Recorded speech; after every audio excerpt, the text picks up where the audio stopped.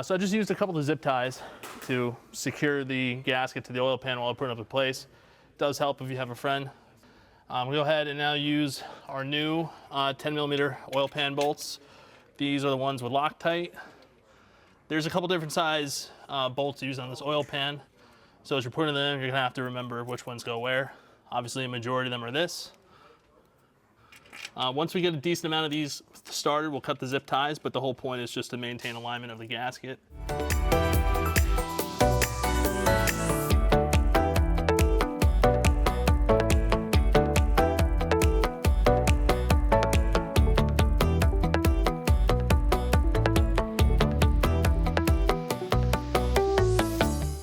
I'm bringing the bell housing bolts first here. They're an E12 Torx. This is gonna kind of butt the oil pan up against the transmission, help sort of align everything. In these 4 blind holes, we have these shorter T30s.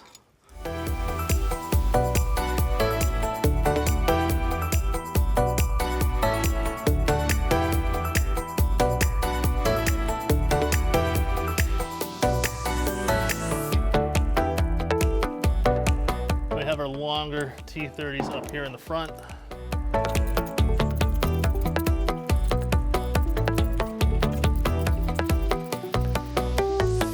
All right, so at this point, we're trying to put Humpty Dumpty back together again. It's really the only way that we could describe this.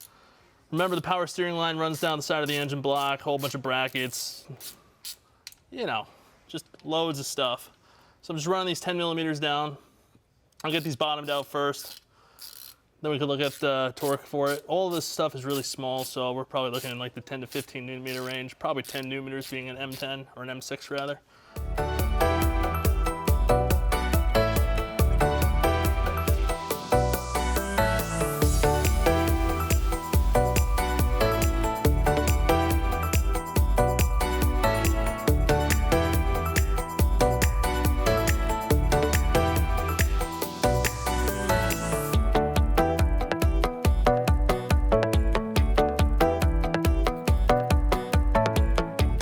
Torquing the oil pan bolts to 10 Nm as best as I can. There's a couple of bolts that are a little obscured, so we're gonna have to use common sense on those.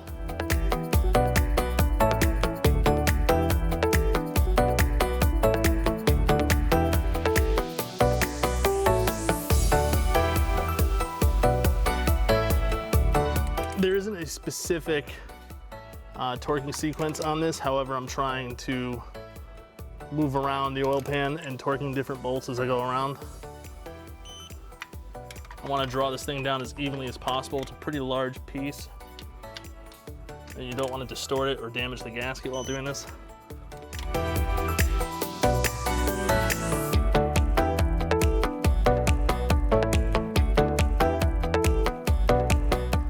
Bell housing bolts are 43 Nm.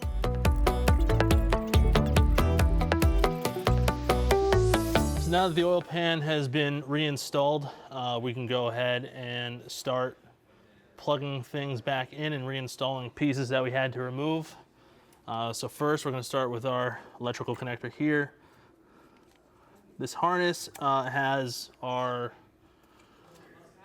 pumps, connectors for our pumps, so I want to make sure that those are plugged back in. We really want to work our way from the bottom up. That way when we go to put the subframe back on, we don't have to reach in and plug anything in or move stuff around. We want to try to avoid that as much as possible. We're going to install the heat shield here on the right side. It's held in with these 10mm screws. Probably became very accustomed to these when we originally took everything apart. Next up, we're going to reinstall our crank position sensor, which is right here behind the heat shield and along with its set screw. Next up, we'll reinstall our O2 sensor bracket, and then we'll plug in our crank position sensor. Make sure you plug in your crank sensor, because you're not going to go very far. Actually, you're not going to go anywhere if you don't plug that in.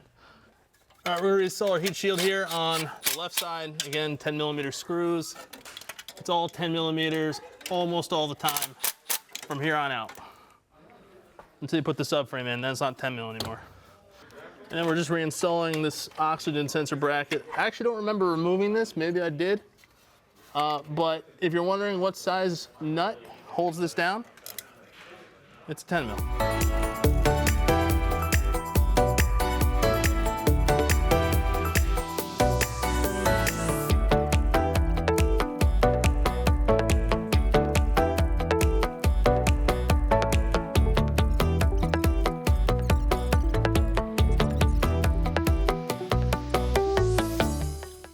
So right now I'm reinstalling our secondary air injection hoses. It just kind of is secured to this bracket up front. The pressure accumulator is back in, although that came with many challenges because you need to install the pressure accumulator as an assembled unit with the mounting bracket and all that kind of stuff. And then of course you have your pressure hose to the steering rack that sits right above it. So the best thing you can do is leave the power steering hose loose like this, remove the grommets that insulate the hose to the bracket, and then reinstall the grommets and slide them into place afterwards. It just isn't any other clear way to me that you would go about doing this. So really you want to leave this power steering hose loose until the accumulator is installed. And once that's done, you can go about putting the insulators back in place and making sure there's no metal on metal contact where abrasion can occur. Next up in route our power steering pressure hose. This gets mounted to the side of the engine block and the oil pan. Again, I'm going to make sure that these grommets up here at the pressure accumulator are slid into position, and we also have another bracket up front that we need to thread so that the whole power steering line is properly secured in place. If you're still with us in this video, basically what we've done is the pressure accumulator has been installed. The power steering pressure hose has also been installed in the corresponding locations on the engine block and the oil pan. So this is going to be ready for when we push the subframe back up into the car. Towards the front of the engine, we have our secondary air injection lines properly secured. We also have our power steering power steering pressure hose secured at the front as well. Our Vanos pressure accumulator is also secured. All of our electrical connections are plugged in. The only thing that we have left is to install the heat shield for our scavenge pump here. We'll do that. It's two 10 millimeters.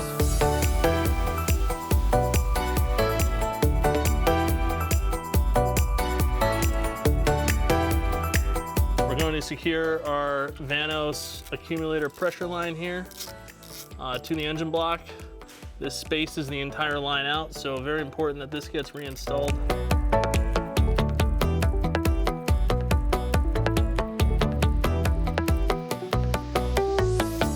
While we're at it, I'm going to go ahead and reinstall our AC and power steering tensioner bracket. Power steering hose actually has a little bracket that connects to the side of it, so it makes sense to do this now. And before we put the subframe back on, I think it also is a good idea to put the crank pulley back on and some of the accessories that we removed that are closer to the bottom. That way it'll be easier to put it back in at the end. Instead of having to reach down from the top, we'll just do it from the bottom while it's all here in front of us.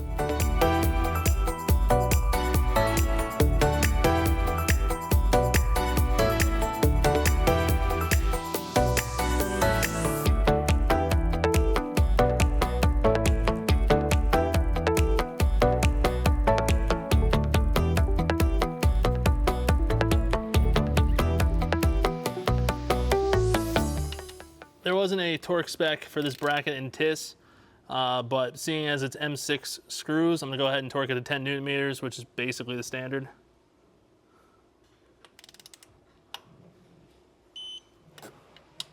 And then the M8 screw up top, I'm going to torque to 20 Newton meters, which is also sort of a BMW standard.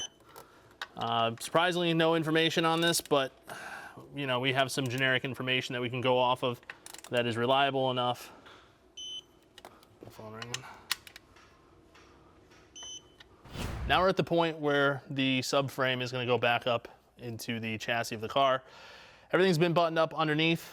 One thing that you're gonna wanna do, make absolutely sure of, on the steering rack, you wanna make sure that it is put back into a centered position. So you see this little line right here? This line right here needs to line up with this dot on the steering rack. That is the steer ahead straight position. And you can also do a little cross check. We currently have the one and only Michael Roselli in the car right now holding onto the steering wheel for us so we can get the steering shaft onto the steering rack without having this go out of alignment. We know that the steering wheel is straight ahead, so we should be able to slip that joint onto our steering rack input shaft right off the bat and get it seated. And then from there, you know, I don't want to say it's the reverse of removal, but we're going to focus on getting the steering shaft in first. And then once the steering shaft is put in place, we'll get everything lined up, push the subframe up into place, get some bolts into it, and we'll get the banjo fittings all put back onto the steering rack, get the rest of the power steering line secured properly. One thing to be aware of as you're bringing this up is make sure that the control arms aren't getting in the way, particularly on a transmission jack.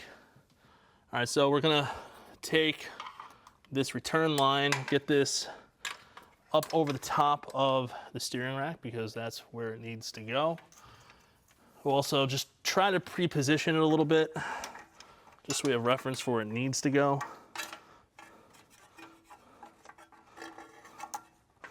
Still have the plugs on them, just to prevent any kind of seepage. I'll also do this while we're at it. We have these mounting tabs right here for this power steering hose. We have enough slack that we can at least get one done. And then we also have our pressure hose that we can do as well. So we'll do that. All right, so we're in a good position now to come up again. I'm just kind of watching the steering shaft there and the heat shield for the steering shaft, because I don't want that to get caught behind it.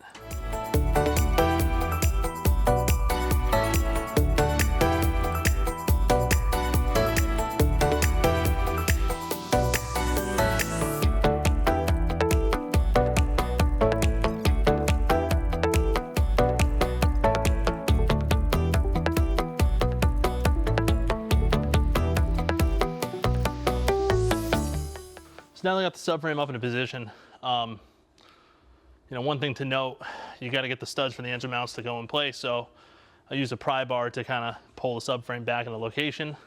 Obviously, I have our steering shaft here engaged, but of course, it's the bolt needs to go in the other direction. So we're going to start running the subframe bolts up. I'm going to focus on the forward ones first. I hope that that will draw the subframe up enough that the back will come up to its holes. I'm not trying to, you know, drive it up with these bolts. All right, torque spec for all of the subframe bolts is 100 Newton meters. They're all the same thread size. There isn't any particular torque order. I'm just going to start from the middle and then work towards the front.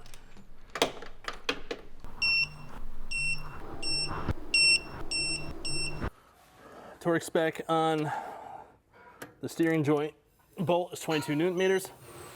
So at this point, we're going to go ahead and thread in the banjo fittings here on the steering rack.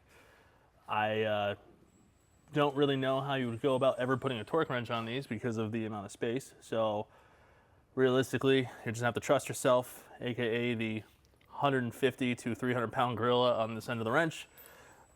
Our inboard is 22 millimeter drive size. Of course, we've already put new crush washers on the banjo.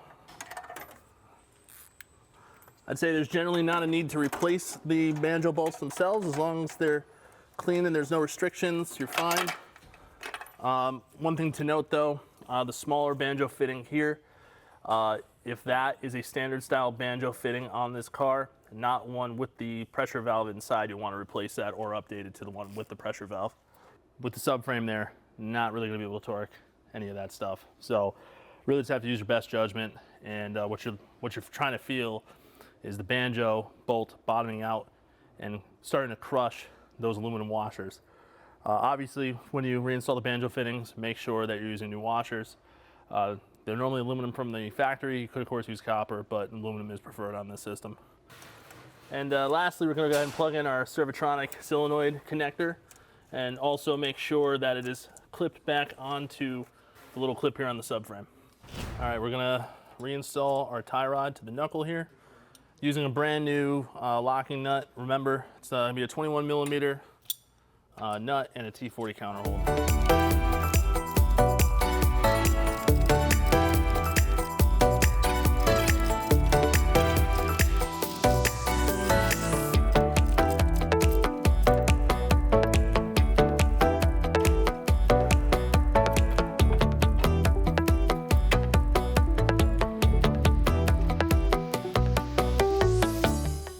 Went ahead and replaced the control arm bolts and the locking nuts. I'm just going to go ahead and tighten them down here by hand. Torque spec on both of these is going to be 100 Newton meters plus a 90-degree rotation. It's really important that the suspension's at ride height when you do get to your final torque, so that you don't preload the bushings and cause premature wear later on.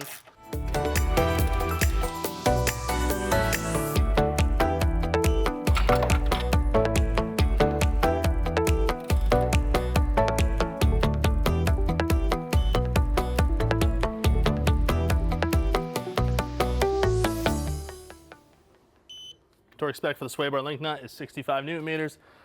And then everything you did on this side, you're literally going to mirror on the other side. We'll throw our crank pulley back on, and of course it needs to go on with this plate. The trick here is getting the 3 holes to line up. So we're going to have to go one bolt at a time. Once one screw drops in, should be able to put another one in. So I'm just rotating. There's no alignment that needs to be set on this crank pulley, so I don't have to worry about that.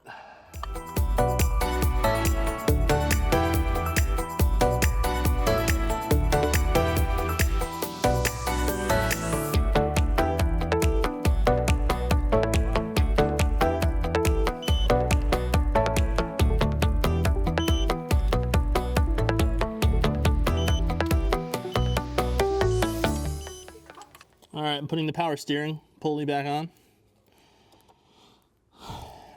The tricky part here is going to be lining up the pulley with the holes on the pump.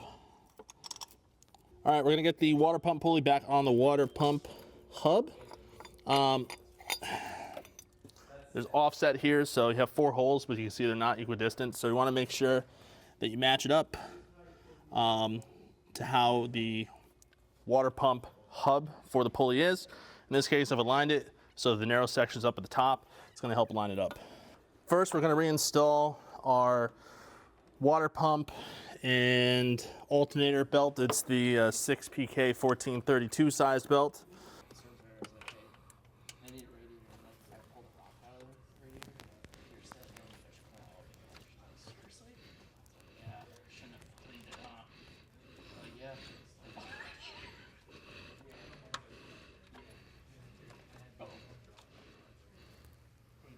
I gotta put this either pulley on first.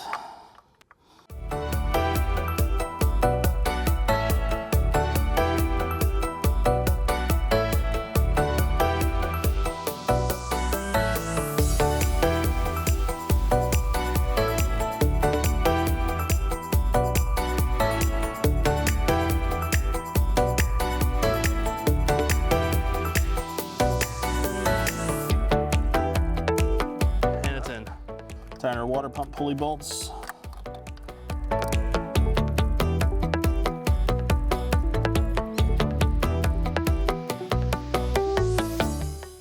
Water pump pulley bolts, we're going to torque to 10 Newton meters. Crisscross pattern. Our power steering pump pulley bolts, we're going to torque to 25 Newton meters. Lastly, just putting the protective caps back on the exposed pulleys that require them. Those just clip into place. Putting the nuts back in on the engine mounts, basically what secures the engine support brackets to the top of the engine mounts themselves. Remember, this is 16 millimeter nuts. If you remember from when we took it apart, super tight, particularly on the passenger side or the right side of the engine bay. I was actually able to get the nut on the right side from underneath the car. On the left side, I had to go from the top. And so on the left side, I used a stick magnet to get the nut on top of the stud and get it started. On the right side, I was able to get it on with my hands from underneath. Remember, 16mm drive, you'll have to use a long extension with a swivel socket to get to both of them. And of course, as is tradition, all the way to the very bitter end, you gotta move stuff out of the way to make any kind of progress. And so, we're gonna start by dropping in our driver's side air box. Technically, if you really wanted to, you, I guess, could loosely install the airbox covers first, you know, so they have the mass airflow sensor attached, but I'd rather just put them back in personally, so.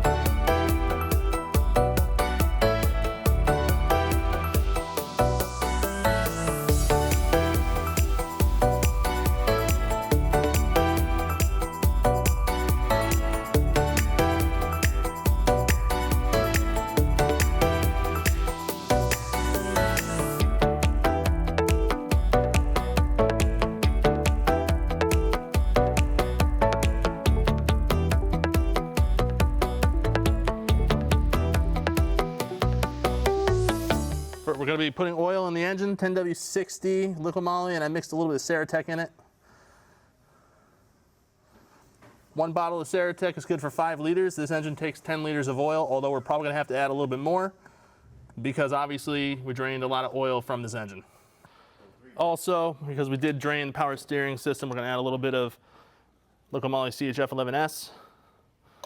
A really good way to help purge the system is turn the steering wheel back and forth. It'll basically intake fluid through the pump, and that way when you start the car, it won't sound any worse than it's already going to start with the engine being as dry as it is.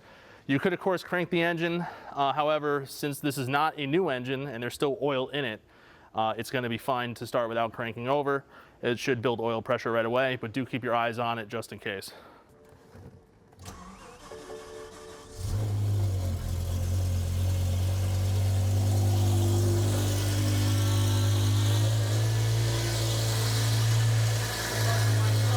All right, we're gonna go ahead and reinstall our fan assembly.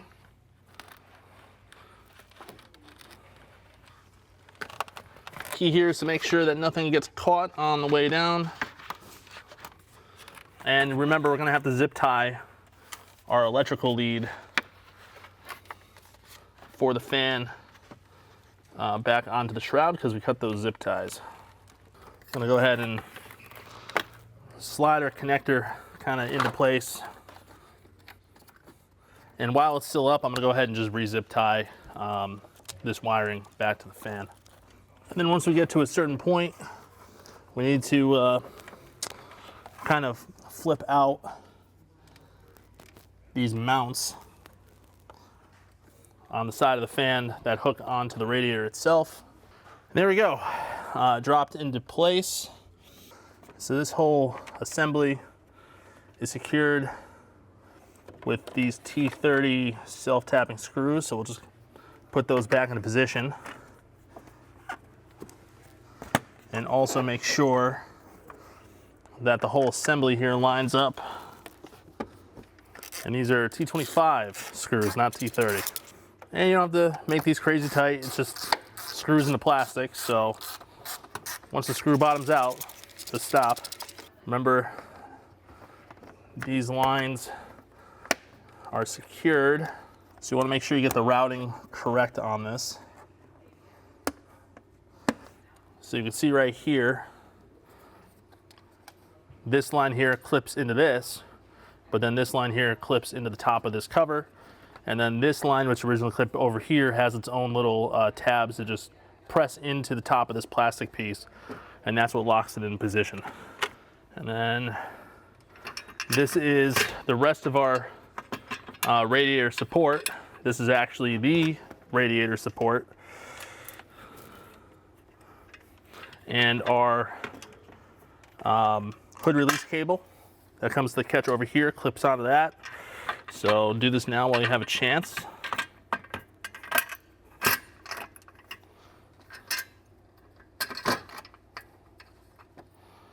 And our really long T30 screws, they come in through the front. I'm not going to tighten these down quite yet because I want to get the other screws threaded in. I just want to make sure that these are starting, which they are.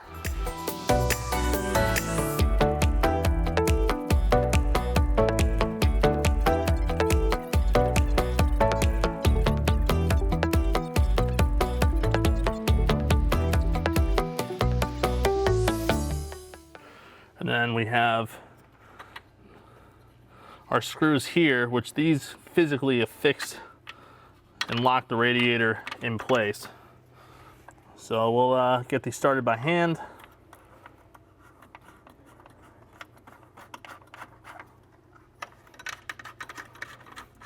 And these just thread down and they push down here on top of this whole radiator support, and it'll prevent it from moving around. And the story with these is, once it stops by hand, you're done. You don't need to do anything more. Tight is tight on these. So, and to finish up on the fan install underneath the car again, just going to push the connector for the fan back down onto the controller for it, and that's in place and that's done. And also just verifying that our lower alignment tabs are in the carrier below, which they are. Next up, reinstalling the reinforcement plate that goes onto the subframe. We get the fastener started by hand on the E60, E63, and E64 models. There are nuts on the subframe that just go into place manually. It's like a body nut that just slips into place. You have to replace those. And also you have to replace these bolts that secure it. They're torque to yield, 56 Newton meters plus 90 degrees. On the case of this M6, there's two bolts out here that are physically part of the subframe. Obviously, you're not replacing those, so don't worry about that. And these are 16 millimeter bolts. I'm just running them up. I'm gonna torque them though. Torque spec is gonna be 56 Newton meters plus 90. I'm gonna torque these down first, starting from the front, going towards the back. This isn't part of the process, just what I'm doing.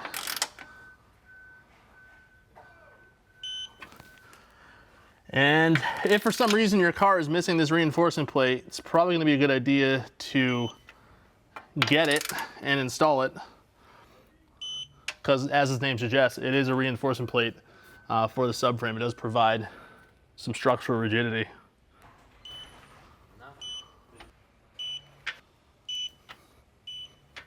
Reinstall our aerodynamic slash heat shield slash side cover, I guess. I don't know what the technical term for this is, but it kind of goes up here. It goes around the steering bellows. And then it comes from behind here. And then you see this little heat shield here. On this side is our ABS control unit. And of course the exhaust is right there. So this prevents the sensitive hydraulic and control unit for the ABS from getting too hot, hopefully.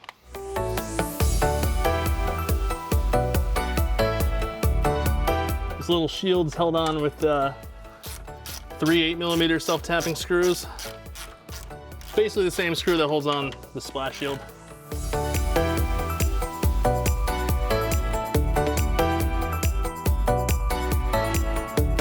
We're gonna go ahead and do the same here on the other side.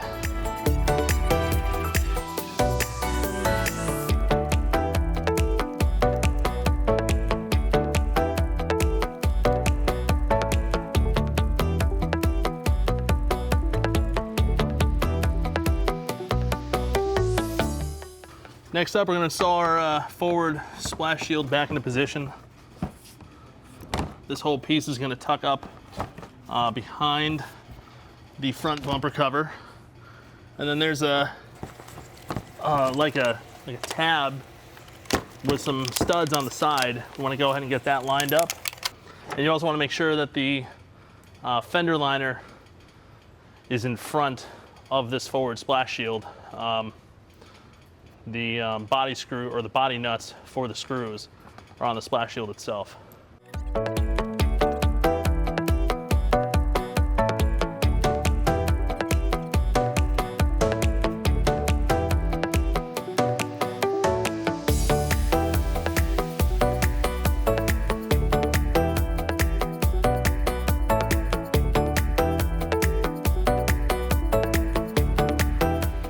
The nuts for the splash shield here.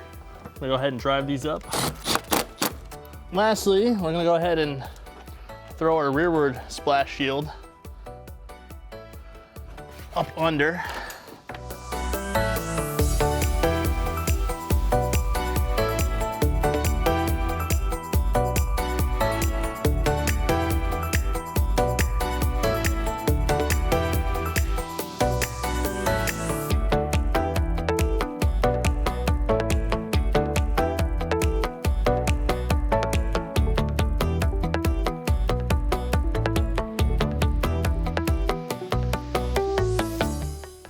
So as you can see, guys, super easy DIY, not difficult at all. Can definitely do in a couple hours, a couple days, whatever, same thing. So I would say at the end of this video, if you made it this far, thank you for watching. Chances are you've seen this and you were considering buying an S85 powered BMW. You've either made a decision not to, or you're gonna go ahead and do it anyway. The big one on this entire job from beginning to end is to take your time, follow the procedures. And it's definitely something that you could do yourself if you're mechanically inclined. If it's a project car for you, great. Even if you don't plan on doing this yourself, at least you now know the steps. It is a very involved job, which is why some of the shops that charge the prices they do, I think you now can understand why that is the case. But we hope you learned a lot in this video. If you have any questions or comments, leave in the comment box below. We'll make sure we get back to you on that. Hit that like button if you like this video and hit the subscribe button. We of course have a lot more videos on the way. And as always, we'll see you for the next one. Thanks for watching.